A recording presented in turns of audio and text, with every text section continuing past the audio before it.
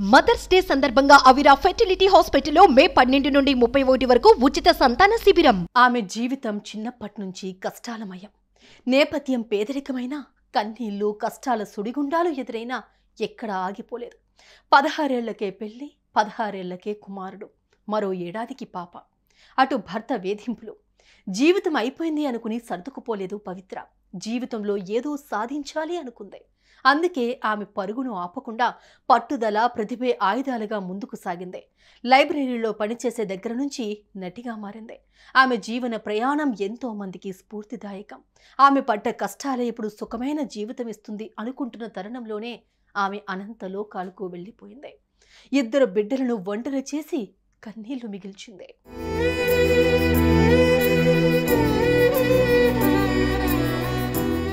పవిత్ర Jayaram April 14న Karnataka బెంగళూరులో జన్మించారు.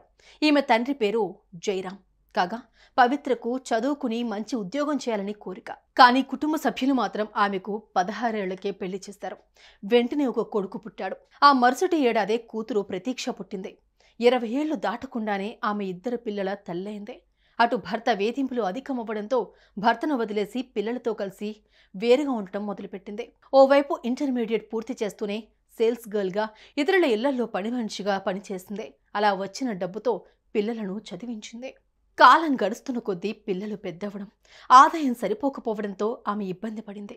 ఓ nursing college లైబ్రరీలో జాబ్లో జాయిన్ అయింది. అక్కడ ఓ రోజు కన్నడ ప్రభాపత్రిక రిపోర్టర్ను కలిసింది. ఆమె పరిస్థితి వివరించింది. ఆమె ఒంటరిగా డబ్బులు సంపాదించడం అనేది చాలా కష్టంగా మారింది. ఒంటరి మహిళగా పిల్లలకు మంచి జీవితాన్ని ఇవ్వాలంటే తప్పకుండా నటి అవ్వాల్సిందేనని చెప్పింది. దీంతో ఆయన తనకు తెలిసిన ఫిలిం డైరెక్టర్ శ్రీనివాస్ రెడ్డిని పరిచయం చేశారు. ఆయన కాస్త మరుసటి రోజు ఉదయం జయనగర్లోని తన ఆఫీస్కు రావాలని చెప్పారు.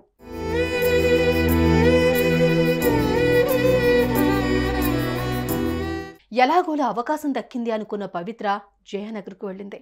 ఉదయం నుంచి అక్కడే ఉంది. కానీ శ్రీనివాస్ రెడ్డి అక్కడికి రాలేదు. కాల్స్ చేస్తే లిఫ్ట్ చేయలేదు. తిరిగి వెళ్ళడానికి పవిత్ర దగ్గర డబ్బులు లేవు. అక్కడే రాత్రంతా ఉండిపోయింది. మరుసటి రోజు శ్రీనివాస్ రెడ్డి పవిత్రకు కాల్ చేశారు. తను ప్రయాణంలో ఉండటం వల్ల కాల్ లిఫ్ట్ చేయలేదని, అరగంటలో వస్తున్నట్లు తెలిపారు. అరగంటలో వచ్చిన శ్రీనివాస్ రెడ్డి పవిత్రను కారెక్కించుకున్నారు. తాను చేసే డాక్యుమెంటరీ ఫిలిమ్స్కు అసిస్టెంట్ డైరెక్టర్గా ఛాన్స్ ఇచ్చారు. అలా చిత్రసీమలో అడుగుపెట్టింది. అసిస్టెంట్ డైరెక్టర్గా పనిచేస్తున్నా కూడా ఆమెకు వచ్చే జీతం సరిపోయేది కాదు. అందుకే ఆమె అప్పుడప్పుడు షూటింగ్లకు వెళ్ళి అక్కడ పరిచయాలు పెంచుకున్నారు. అయినా సరే ఆమెకు అవకాశాలు రాలేదు. పలు ప్రాంతాలకు తిరుగుతూ ప్రజల కష్టాలు తెలుసుకునేవారు. అప్పుడప్పుడు డాక్యుమెంటరీలో నటించడం మొదలుపెట్టారు. డబ్బులు రాకున్నా తనను తాను తెరపై చూసుకుని పవిత్ర మురిసిపోయేది.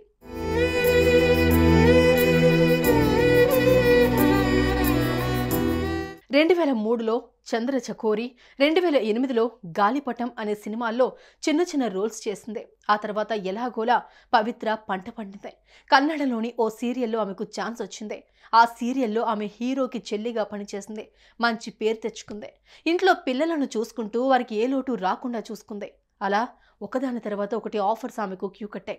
2009లో జోకై అనే సీరియల్లో నటించింది. ఆ తర్వాత 2020లో రోబో ఫ్యామిలీ అనే సీరియల్లో మంచి పేరు సంపాదించుకుంది. ఇక నిన్నే పెళ్లాడతా, స్వర్ణ ప్యాలెస్, త్రినయని సీరియల్స్తో ఆమె ప్రేక్షకుల్లో రిజిస్టర్ అయిపోయింది. ఇదిలా ఉండగా పవిత్ర జయరాం 2021లో తన సహనటుడు చంద్రకాంత్ను పెళ్లి చేసుకుంది. అప్పటి నుంచి తనతో కలిసి ఉంటోంది. వీరిద్దరూ కలిసి త్రినయని సీరియల్లో నటించారు. అంతేకాదు ఇద్దరూ కూడా మంచి ఫామ్లో ఉన్నారు. ఈ మధ్య ఇద్దరూ కలిసి ఓ సినిమాకు కూడా సైన్ చేశారు. అలా ప్రొఫెషనల్గా, పర్సనల్గా కూడా తన లైఫ్ను తాను సెట్ చేసుకుంది పవిత్ర.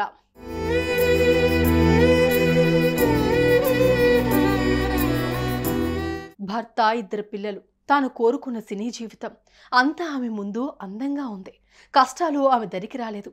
ఆమె 10 మందికి సాయం చేసే స్థితి వచ్చింది. సీరియల్స్లో నెగిటివ్ షేడ్స్లో కనిపించినా అందరితో ఫ్రెండ్లీగా ఉండేది అన్నారు తన కోస్టార్స్. అలాంటి ఆమెను రోడ్డు ప్రమాదం బలి తీసుకుంది.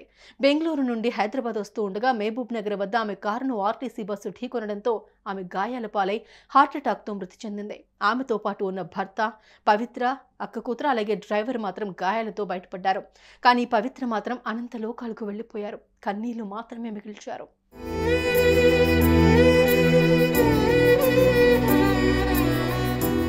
కష్టాలన్నది ఈదుతూ పవిత్ర ఒడ్డుకు చేరుకున్నారు. తాను అనుకున్న జీవితాన్ని జీవిస్తున్నారు. పిల్లలకు మంచి భవిష్యత్తునిచ్చారు. కానీ ఇప్పుడు ఆమె అనంతలో కళకు వెళ్ళిపోయారు. ఆమెను చూస్తూ బతుకుతున్న పిల్లలకు మాతృ దినోత్సవం నాడే దూరమయ్యారు. భార్య సర్వస్వం అనుకుని బతుకుతున్న చంద్రకాంత్ను ఒంటరి చేశారు. ఈ కఠిన సమయం నుండి ఆ దేవుడే వారిని బయటకు తీసుకురావాలి, వారికి ధైర్యం ఇవ్వాలని కోరుకుందాం. సుమన్ టీవీలో మీ పర్సనల్ అండ్ బిజినెస్ ప్రమోషన్స్ కోసం కింది నెంబర్కి కాంటాక్ట్ చేయండి.